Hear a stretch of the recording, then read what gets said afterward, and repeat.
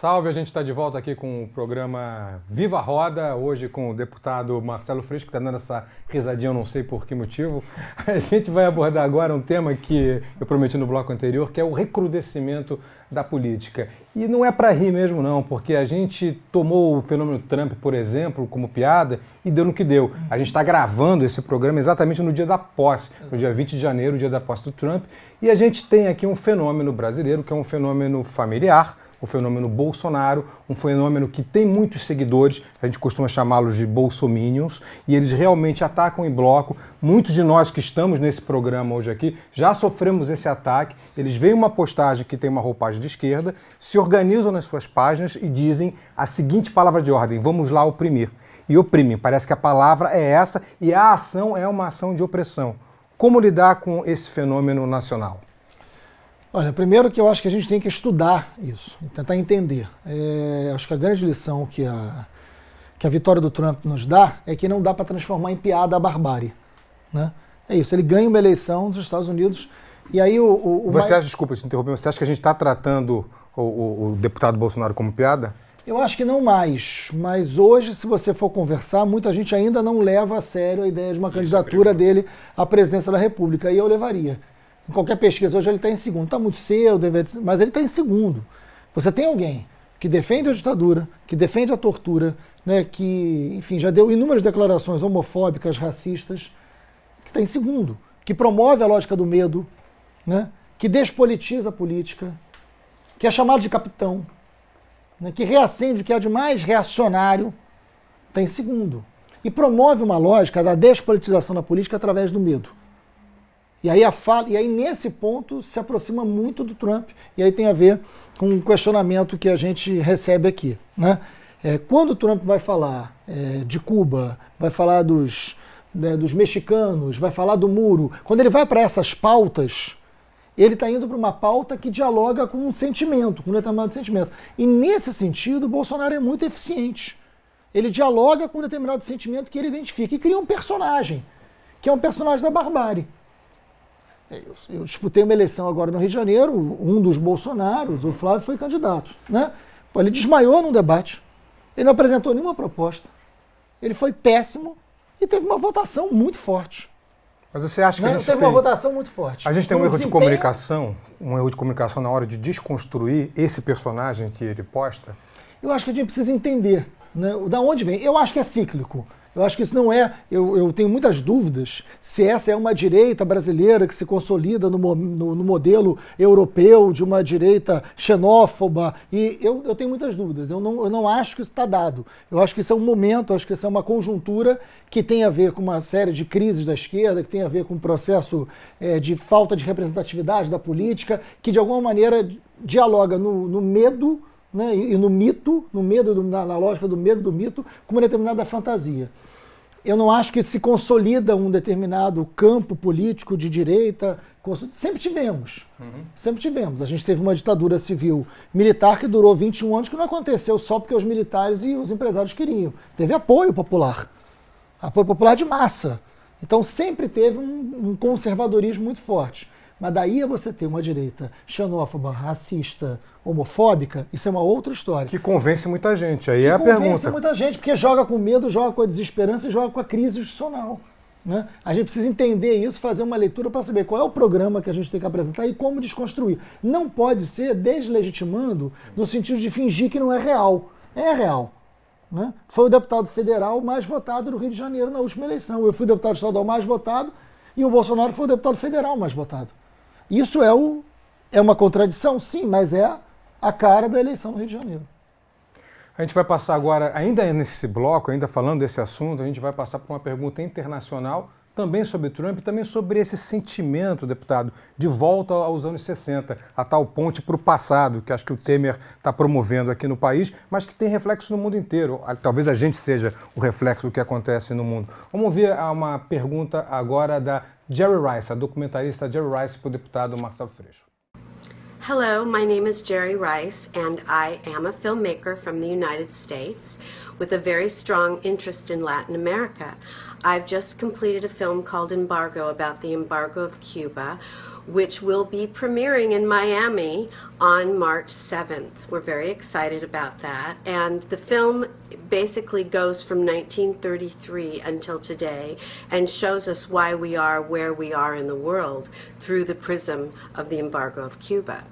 However, my film stops just short of a Donald Trump presidency. And my question to you, when we're living in times where we're discussing all the Cold War issues, nuclear war, assassinations, military coups, everything kind of points back to the early 60s to me. And I was wondering what parallels you see from today's political climate to the 1960s, and how do you envision a Donald Trump presidency with the amount of power with the Republican Congress he will have, whether or not you actually think it's possible that he can move forward on ending the embargo of Cuba. O Trump, sem dúvida alguma, que nos remete a uma lógica da Guerra Fria, né? E da barbárie. Tem um texto do Michael Moore, durante o processo eleitoral, não sei quem é que leu, que ele diz as razões da vitória do Trump. Pouca gente levou ele a sério quando ele publicou esse texto, até porque ninguém levava o Trump a sério, né? E vale a pena resgatar o texto e entender o que acontece nesse processo eleitoral, porque há um voto invisível que eu acho que acontece no mundo. E as pesquisas não captam, porque também há o voto envergonhado. Né? Exatamente, as pesquisas não conseguiram dar conta disso, né? Claro que o sistema eleitoral norte-americano é diferente, você não precisa ter a maioria dos votos, tem uma outra lógica de sistema, mas não interessa. Mas dentro do sistema que tem, ele venceu um processo eleitoral que ninguém acreditava que isso fosse acontecer. A quem que ele está representando, com qual perspectiva? Porque não é uma perspectiva só eleitoral, é uma perspectiva de sociedade.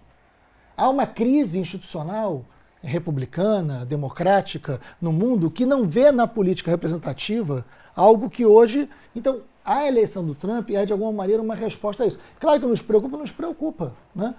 Não só em relação a Cuba, não só em relação ao embargo, que cá entre nós, com todos os pontos que o Obama merece de elogio, em relação a Cuba teve muito problema também, né? A gestão Obama teve muito problema em relação a Cuba, né? É claro que com a ausência do Fidel, né, que é um elemento simbólico muito forte, e com um governo que refaz uma lógica discursiva fundamental para manter uma política conservadora, né, dialogando com os ditos não representados ali, ditos invisíveis políticos, é assustador.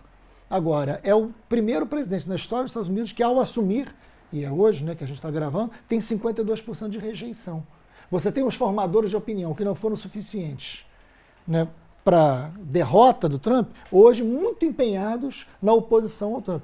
Você pode não precisar de formadores de opinião para ganhar uma eleição, mas governar com os formadores de opinião contra você é muito difícil. E ele tem isso muito intenso hoje na sociedade norte-americana. Mas tem essa volta dos anos 60 a que a Rice se refere, tem reflexos, inclusive, que podem causar guerras, né? O que a gente está vendo na Síria, por exemplo, um alinhamento do Trump junto ao Putin, que é o que a gente viu, pelo menos, na campanha. Que é a grande investigação e o grande debate que aconteceu durante o processo eleitoral. Que influenciou. Eleitoral pode trazer consequências nefastas. E aí a gente está vendo uma geopolítica completamente modificada, e essa geopolítica, inclusive, na América Latina. Né? O apoio americano a ditaduras não é uma coisa nova.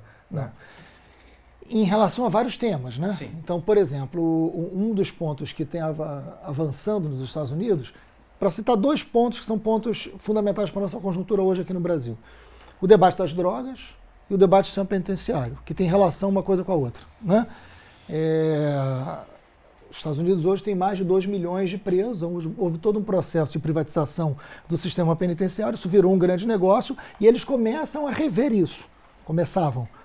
isso. Né? Ou seja, há um processo de reflexão e repensando o sistema penitenciário norte-americano, no que diz respeito às penas, a lógica do estado de repressão máxima. E, ao mesmo tempo, os Estados Unidos hoje têm um grande avanço no debate da legalização das drogas. Enfim, isso certamente vai ter um retrocesso brutal no governo do Trump. Isso é um ponto só que a América Latina depende muito desse avanço dos Estados Unidos, para que a gente pudesse aqui estar debatendo. O nosso sistema penitenciário hoje está né, numa explosão muito previsível, diga-se de passagem, mas que tem que ser feito um debate de associação entre a proibição das drogas e o sistema penitenciário. E ainda tem um terceiro ponto, e a questão ambiental, né? Você não citou ainda, né? Nós vamos ter pelo menos três retrocessos muito óbvios na administração Trump. No que diz respeito à concepção de modelo de desenvolvimento. Vamos passar a roda aqui para a gente continuar.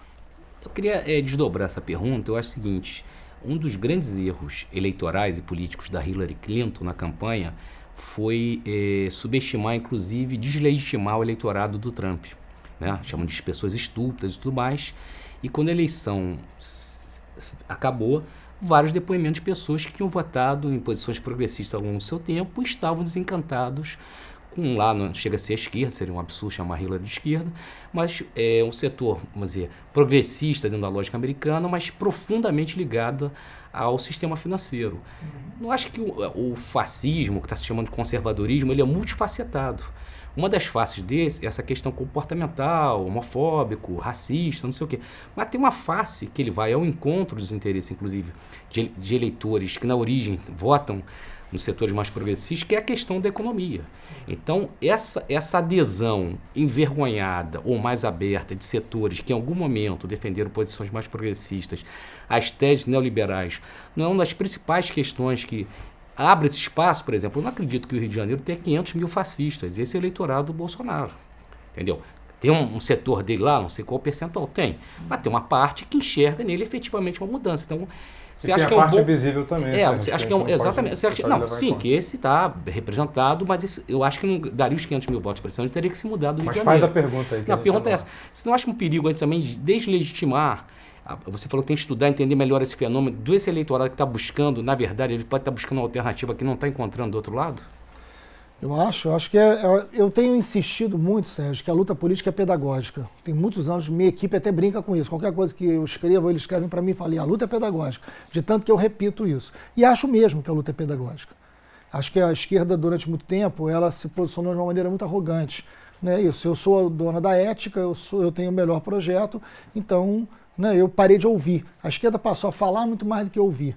E aí perde uma capacidade pedagógica. Falo com a esquerda como um todo, estou incluindo o PSOL e outras forças políticas. Fazer autocrítica é fundamental para que você, né, mais do que reexistir, né, como diz o nosso querido Simas, né, aqui do Rio de Janeiro. Você tem que reexistir, você tem que repensar essa lógica.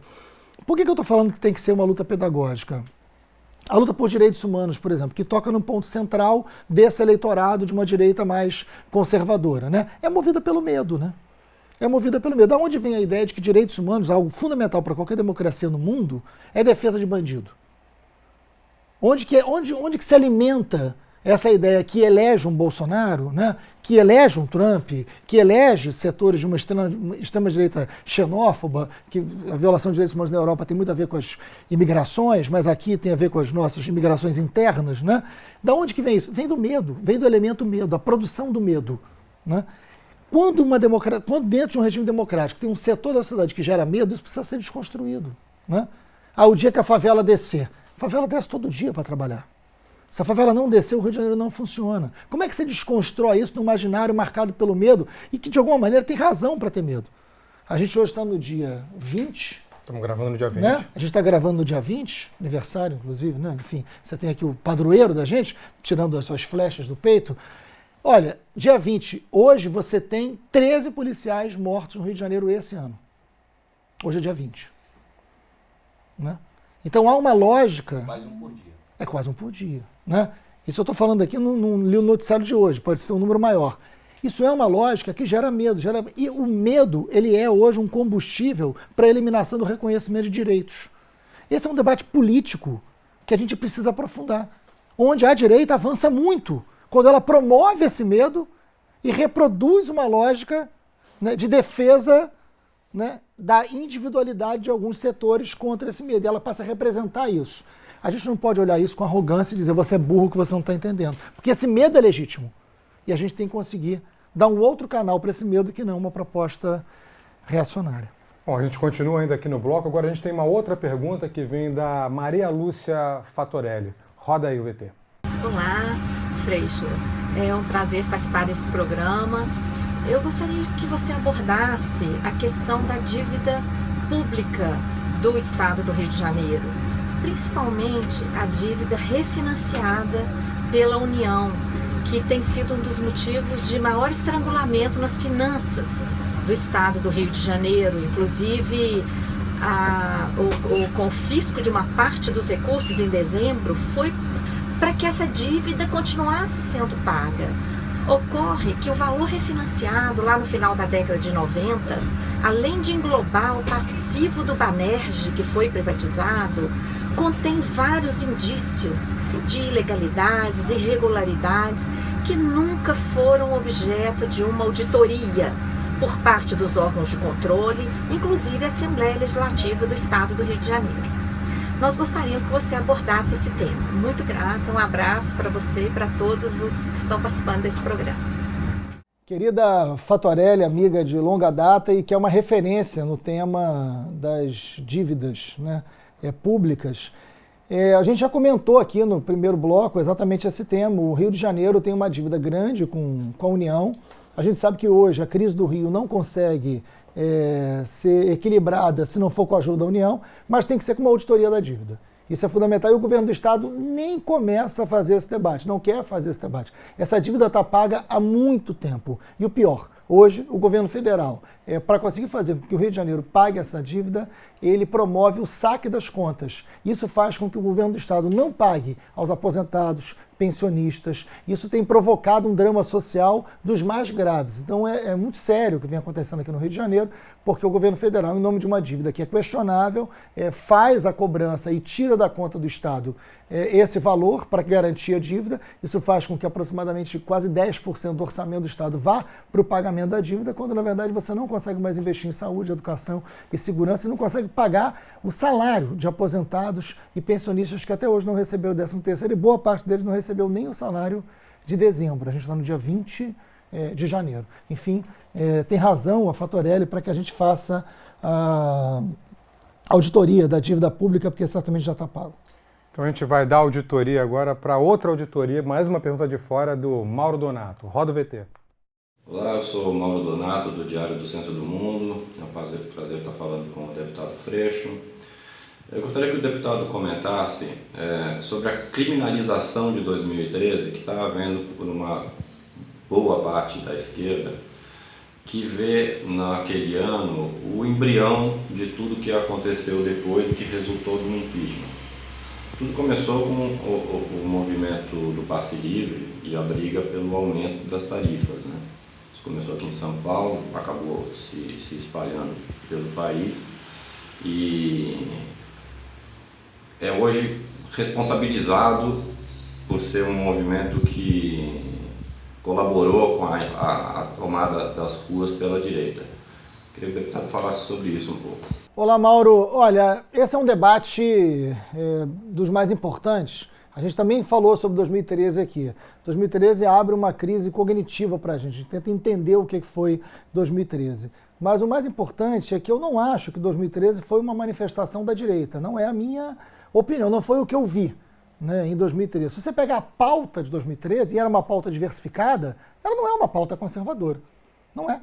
Você tinha ali reforma agrária, você tinha, né, enfim, a pauta de 2013, a pauta do transporte, a pauta da mobilidade, a pauta da moradia, né, era uma pauta diversificada, porque era um movimento diversificado. Aliás, era um movimento que tinha muito mais cartaz do que faixa, o que era uma mudança completa nos símbolos, porque o cartaz você faz sozinho, a faixa você precisa pelo menos mais um, né? E a convocação, você não precisa mais ser um militante do DCE, um militante do sindicato para ir numa manifestação. Mas você não acha que ela foi apropriada depois para um discurso Mas esse de direita? É um outro debate. Então, mas isso não pode nos levar a achar que 2013 foi uma manifestação de direita. A gente tem que tomar cuidado, porque não é. Aliás, é uma manifestação que dá origem a um grande debate sobre cidade, porque ela começa com o debate da mobilidade. Ela tem um enorme questionamento aos mega-eventos. O debate da violência policial ganhou todas as ruas. E, aliás, quando a violência policial chega, o movimento cresce.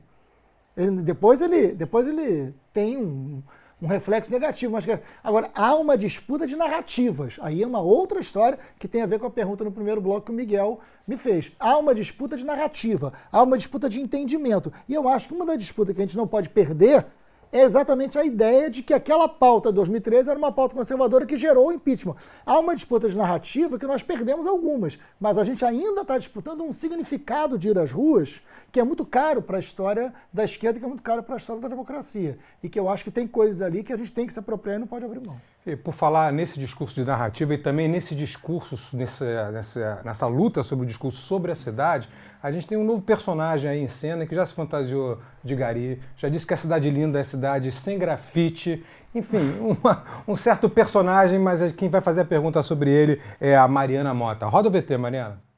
Deputado, o prefeito eleito de São Paulo, João Dória, começou a sua gestão limitando o acesso da população à cidade. Então, o aniversário da cidade vai acontecer em um local fechado, assim como a virada cultural, e parte dos grafites serão apagados e terão agora um lugar específico para acontecer. Como o senhor acha que essa questão do direito à cidade é tratada no Rio de Janeiro e como ela será tratada pela gestão do prefeito eleito Marcelo Crivella? Olá, Mariana. Olha, eu fico muito impressionado com o prefeito de São Paulo. É uma das coisas mais toscas que eu já vi nos últimos tempos da política. Mas a gente é isso, não dá para desprezar essa narrativa, essa linguagem, com quem ele está dialogando, que medo ele está provocando e que tipo de política ele representa, né? Por mais que a gente possa achá-lo tosco, né? Né? A gente não quer uma cidade cinza, né? A gente não quer uma cidade de iguais, a gente não quer... O grande debate da cidade hoje, e aí não é diferente muito do Rio de Janeiro, o debate da cidade é um debate hoje fundamental para que modelo de sociedade a gente tem. As cidades viraram grandes laboratórios. O Rio virou um grande laboratório de cidade. Um lugar onde o público e o privado se mistura, onde o Odebrecht tem a gestão da cidade. Se pegar o direito à cidade, que você tocou na sua pergunta, o direito à cidade passa pela mobilidade. Hoje, no Rio de Janeiro, as grandes empreiteiras, todas as empreiteiras, aliás, do Lava Jato, controlam toda a mobilidade urbana do Rio de Janeiro. O trem é da Odebrecht, o metrô é da OAS, a barca é da CCR. Né? Então, todo o sistema de transporte do Rio de Janeiro, de mobilidade, o direito à cidade, está na gestão das empreiteiras. Isso é um modelo de cidade. Então, disputar o modelo de cidade, disputar o acesso à cidade, é definir qual é o modelo de democracia que a gente está querendo. E, nesse sentido, eu acho que o Dória e o Crivella representam algo muito próximo a esse modelo de cidade-capital, né? De cidade-negócio, como a gente fala. A cidade como um grande espaço para se ganhar dinheiro, para se fazer dinheiro, para se fazer acordos. E para isso, a ampliação da participação popular é uma ameaça. Né? E para isso, você radicalizar a democracia, você ter espaço de participação, você ter espaços mais públicos, é uma ameaça a esses negócios. Então, a disputa sobre o modelo da cidade é, na verdade, a disputa sobre o modelo de democracia que a gente tem. O Viva Roda, então, dá um pequeno intervalo e você pode continuar assistindo aí o terceiro bloco, que vai ser sobre economia, sobre situação dos presídios no Brasil e sobre essa proposta do Temer de colocar o exército nas prisões. A gente volta já.